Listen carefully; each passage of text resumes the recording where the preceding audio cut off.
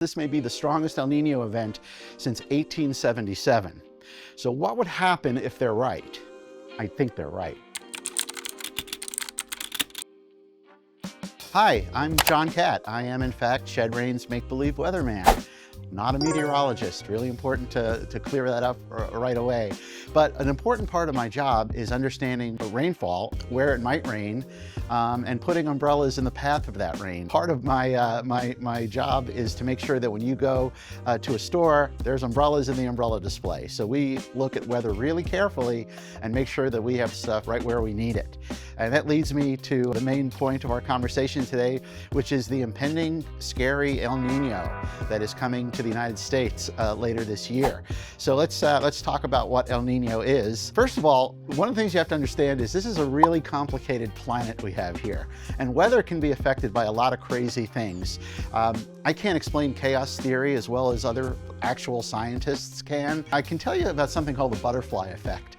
And the butterfly effect is a theory that if a butterfly flaps its wings in China, it can affect the weather in Chicago. And that's a bit of an oversimplification, and I don't know if that's literally true, but the tiniest variables in the atmosphere can build up and create some really unusual weather events.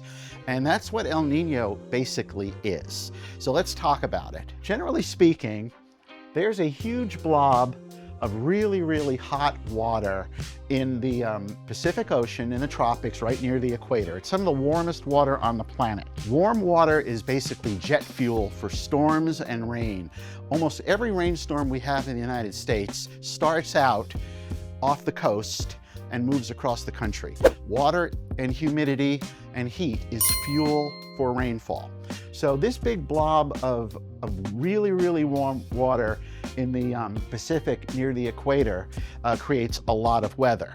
In a normal year, this enormous blob moves east to west, and it's this blob of hot, wet water that brings summer and rainfall to Australia in a typical year. Every 7 years or so, something happens called an El Niño.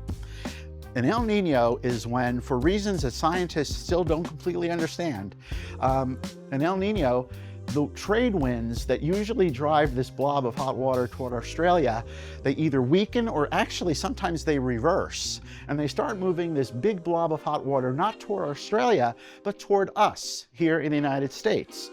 So what you have here is unusually warm water that starts creeping toward California and fuels very different weather. Now, in a normal El Niño, it only takes about a 1 degree change in water temperature to create havoc and bring a lot of rainfall to parts of the United States. A super El Niño is triggered when the water temperatures that approach our shore are 2 degrees above normal. What we're looking at possibly in 2026, I shouldn't say possibly, I should probably say probably, or almost certainly, is a super strong El Niño. The water temperatures right now, as we speak, as we film this, are already 2.2 degrees above normal. There's a pretty good chance that by the time this thing gets cooking, we're going to be 3 or 4 degrees above normal, and that will trigger what is called a super El Niño. There has not been a super El Niño in the United States since 1952, and in fact, a lot of scientists who actually know what they're talking about would tell you that there's a pretty good chance this may be the strongest El Niño event since 1877. So what would happen if they're right?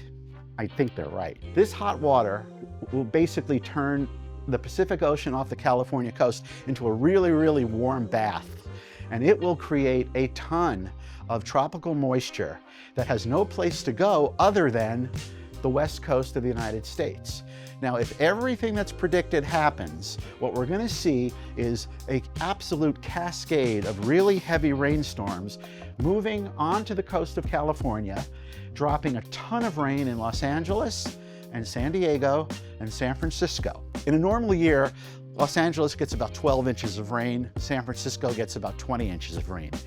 In an El Nino year, Los Angeles can get 50 to 60 inches of rain, and San Francisco can get 60 or 70 inches of rain.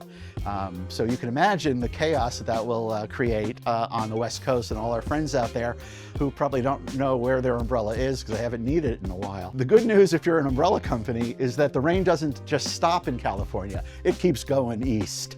So we're gonna see this massive, massive rain not only affect California, we're gonna see it hit Texas. We're going to see a lot of action in Dallas and Houston. It's going to skirt along the Gulf Coast, and it's going to bring those same heavy, heavy rainfall totals to Florida.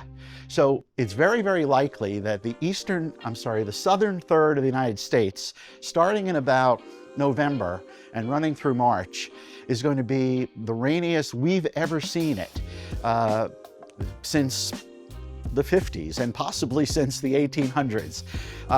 Two more things before we move on. There is some good news about an El Nino.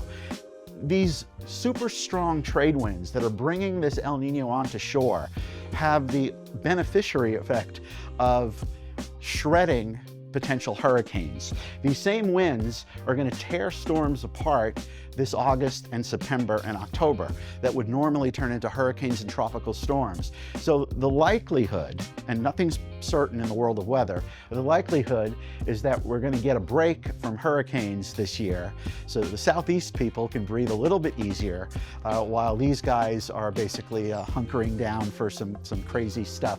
Also, if you live in the Pacific Northwest, you're likely to have a really dry winter. If you live over here, you're likely to have a really dry winter. And if you live here, you're going to see warmer weather, which is going to make a lot of what would normally be snow be rain. So good news if you're in the umbrella business. Good news if you live in Portland or Seattle. Really, really weird news if you live in California.